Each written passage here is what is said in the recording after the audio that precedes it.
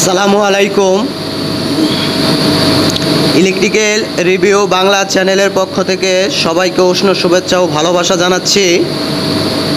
আজকে আপনাদের মাঝে যে কাজটি নিয়ে যে ভিডিওটি নিয়ে আমি হাজির হয়েছি, ভিডিওটি হলো একটি ইনভার্টার পিএলসির মাধ্যমে কিভাবে চালানো হয় সেই ভিডিওটি আমি আজকে আপনাদের এখানে তুলে ধরার চেষ্টা করতেছি।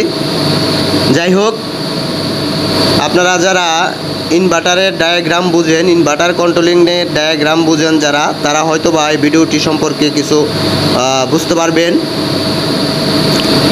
আজকে সেই প্রেক্ষিতে একটি ভিডিও আমরা করতেছি।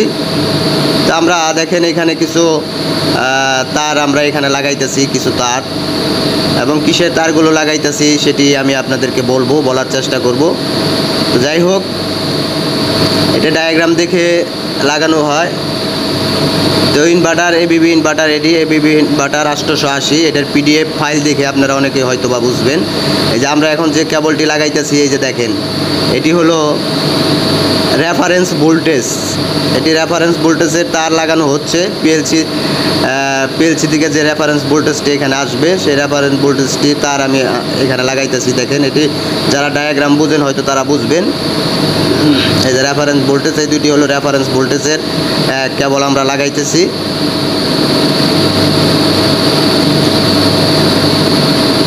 দেখেন, এটি রেফারেন্স ভোল্টেজ।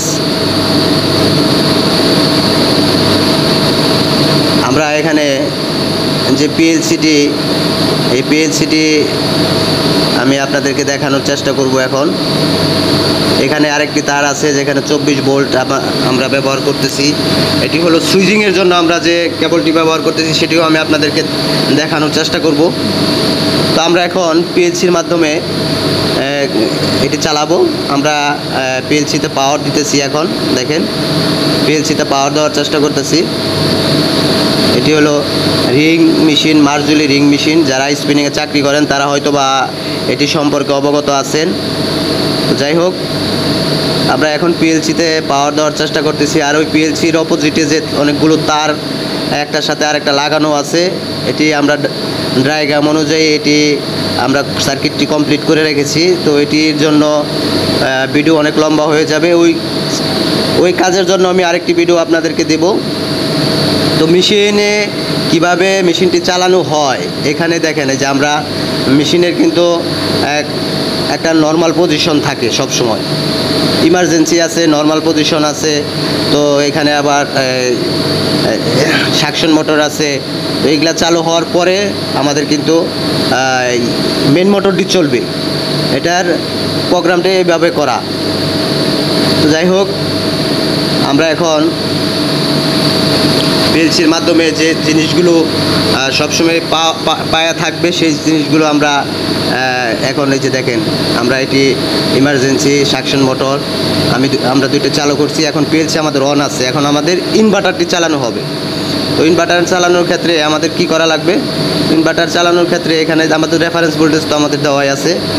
তো সুইচিং করার জন্য যে আমরা এটি হলো ডায়াগ্রাম যারা বুঝেন, যে আমি আগেই বলেছি, এটা আমরা কিন্তু সুইচিং করা হয়েছে।